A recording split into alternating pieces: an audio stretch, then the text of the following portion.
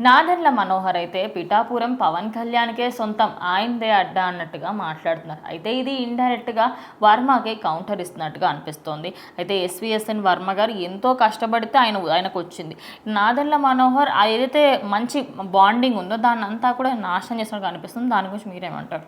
So Varma గారికి ఏంటంటే election టైంలో ఆయనకు సీటు ఉంది, పట్టాపురంలో ఆయన ఎమ్మెల్యేగా పోటీ చేస్తే 100 కాదు 200% గెలుస్తారు ఆయన.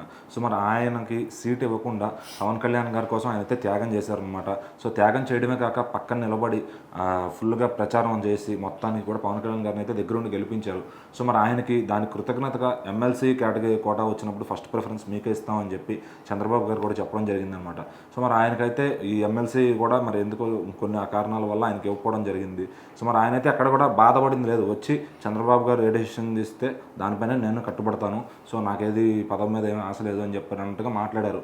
కానీ ఆయన వదిలేసినా కూడా ఇటు నుంచి నాదెండ్ల మనోహర్ గారు ఏమన్నారంటే, సో పిఠాపురం అనేది పవన్ కళ్యాణ్ గారు అడ్డా, ఇక దాని గురించి మనం మాట్లాడుకోవాల్సిన అవసరం లేదు అంటే వర్మ గారితో మాకు అంటే ఆయనకి ఇచ్చిన హామీ పైన మాకు ఎటువంటి సంబంధం లేదు అనే విధంగా అయితే ఆయన మాట్లాడినట్టు తెలుస్తుంది. సో కానీ నాదెండ్ల గారు ఏంటంటే ఆయన పవన్ కళ్యాణ్ గారికి జస్ట్ ఆయన లేపుకోవాలి అంతే, ఆయనకి టీడీపీలో వాళ్ళని లేపాల్సిన అవసరం కానీ ఆ పార్టీలో ఉన్న వాళ్ళని గురించి మాట్లాడాల్సిన అవసరం కానీ లేదు. సో మరి దాన్ని కొంతమంది కూటమి ఉంది కాబట్టి అటు టీడీపీ ప్రజలు కొంతమంది అంటే దాన్ని ఏమన్నా తప్పుగా అర్థం చేసుకుంటున్నారు నాదెండ్ల గారు మాట్లాడే వాటిని.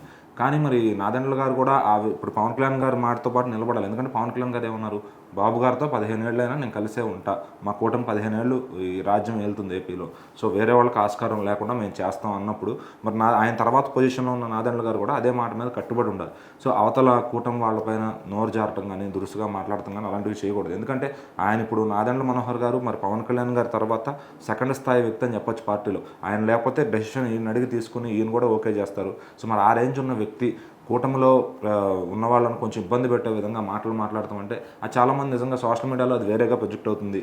ఆ వైసీపీ పార్టీ వాళ్ళకి అది ఏదో వీళ్ళని గొడవ పెట్టడానికి ఒక పాయింట్ దొరికినట్టుగా ఉంటుందన్నమాట. సో మరి వర్మ గారి గురించి దాని గురించి మాట్లాడకపోతే బెటర్. మరి పవన్ కళ్యాణ్ గారు ఏమన్నా మార్చి 14వ తారీఖు మీటింగ్లో దాని గురించి ఏమన్నా క్లారిటీ ఇస్తారా, లేకపోతే వర్మ గారికి అసలు పొజిషన్ ఏంటి, ఇక నెక్స్ట్ ఎలక్షన్కైనా ఆయనకి ఆ ఎమ్మెల్యే పొజిషన్ ఉంటుందా, లేకపోతే ఇంకా ఆయన పూర్తిగా రాజకీయ సన్యాసం తీసుకుని వెళ్ళిపోతారా అనేది మరి తెలియదు. కానీ నాదెండ్ల గారు కొంచెం సందర్భాన్ని బట్టి చూసుకుని పర్సనల్ మీటింగ్స్లో మాట్లాడుకోవచ్చు, కానీ పబ్లిక్గా అందరూ చూస్తున్నప్పుడు లైవ్లో అట్లాంటివి మాట్లాడితే అటు కూటమి మొత్తం కూడా డిస్టర్బ్ అవుతుంది అనమాట. సో మరి పవన్ కళ్యాణ్ గారి ఆశయాల కోసం నిలబడే వాళ్ళు అయితే ఆయన మాటలో ఆయన చూపిన దారిలో వెళ్ళాలి. కానీ ఇట్లా వ్యతిరేకంగా మాట్లాడితే మొత్తానికి నెక్స్ట్ టర్మ్ ఎలక్షన్ వచ్చే టైంకి అంతా కూడా వ్యతిరేకత అయిపోతుంది అనమాట. మరి చూద్దాం, మాటలన్నీ తగ్గించుకుని ఏ విధంగా వెళ్తారు, ఏ విధంగా పార్టీని నడుపుతారని.